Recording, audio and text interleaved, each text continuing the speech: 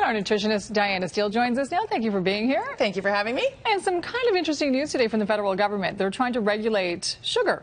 Yes, and how much we should have. Or finally give us some guidelines. And we haven't had guidelines before. So if you ever look at the nutrition information table, the nutrition facts panel, we don't have the percent DV or percent daily value. So it'll tell you how much sugar is in there, but it won't tell you how much of what you're supposed to have that is.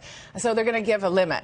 I think they're aiming for 100 grams per day, which is still higher than just like 20% of your daily intake, or of your daily calorie intake if you're consuming a 2,000 calorie diet. So that's like having 3 pops in your day, like 3 cans of Coke, for example. So that's still quite a bit of sugar. It's a little bit less than the average consumption is for Canadians, which is a step in the right direction. It probably should be set a little bit lower, just in view of, obesity and heart disease and all the other risk factors that are associated with high sugar consumption. But one good thing is they're going to indicate how much added sugars there are, because people are starting to say, oh, I won't eat carrots because there's too much sugar in them. But carrots are nutrient dense. People say that? Yeah, because they're all worried about carbs, right? And so being able to say, okay, well, there's this much sugar added to my food that's coming from another source that isn't naturally found in the food will help people differentiate between those healthy sugars that are found naturally in nutrient-dense foods, which we want them to eat, and those foods that have just sugar added. Right. And at least create some awareness around this issue. Exactly. So they won't worry about the sugar in milk because it's naturally found as lactose. But there's still 8 grams of sugar in there. So people start to worry, oh my gosh, there's sugar in milk, but it's not added. Right. Okay. Well, that's interesting. And now we have a caller. Lynn from Burnaby. Hi. Lynn. Hi, I'm here. Hi, great. What is your question for Diana? Okay, my husband suffers from severe restless leg syndrome, and the medications that he's on over time, prescriptions, have a rebound effect that makes it actually worse instead of better. I've Googled a whole bunch of vitamins, folic acid, calcium, magnesium, vitamins specialized for restless leg syndrome. Is there anything else he can take? Yeah, so assuming it's only restless leg syndrome, the nutrients that we do recommend for that are getting enough magnesium. So you can take up to 350 milligrams per day, and not more than that because it can lead to some GI upset. Getting enough calcium every single day, and if he's doing a lot of sports, making sure that he's paying attention to his fluid, because that can worsen the symptoms. So for every pound of weight lost, he should be consuming at least 2 liters of water. So making sure that the hydration is there. Also, potassium and sodium are electrolytes that are lost in sweat, and just with this extra heat right now, we're losing a lot more. So having more fruits and vegetables for the source of potassium, lightly adding some sodium to his food, so a little bit of salt, a quarter of a teaspoon, so not a lot, throughout the day can add a little bit more, and that can help reduce some of those symptoms of restless leg. Good advice. Thank you, and thanks, Lynn, for your question. We're going to Jerry now in Qualicum Beach. Hi, Jerry. Bye. Hello? Hello.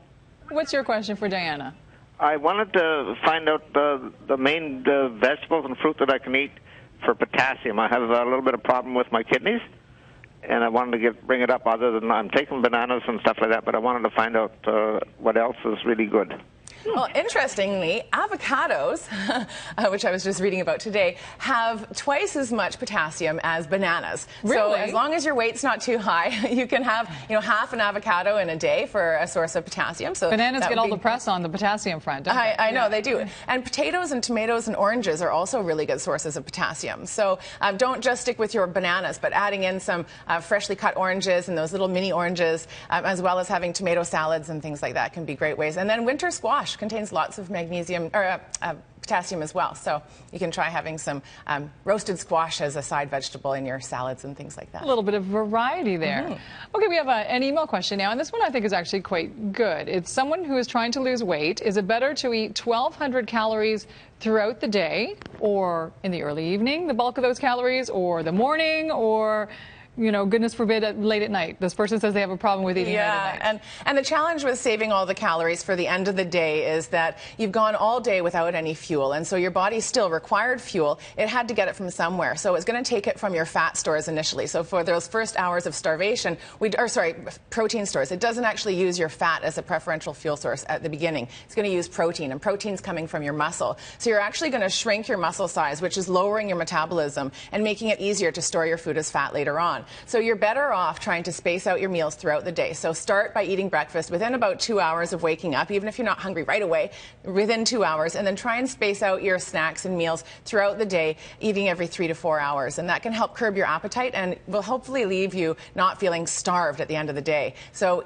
not eating all day, you'll probably overeat later on in the evening because you're so hungry, plus you've broken down the muscle mass. So it's better to space it out. So the grazing is really the way to go. That's what seems and it will help control your appetite. Yeah, make you feel more full and satisfied. Great. Thank you, Diana. Thank you. And thank you for those who called and sent in email questions. And if you would want to know more or have other nutritional questions, you can contact Diana at 604-739-3290 or check out her website, eatingforenergy.com. And you can also follow Diana on Twitter, Eating for Energy.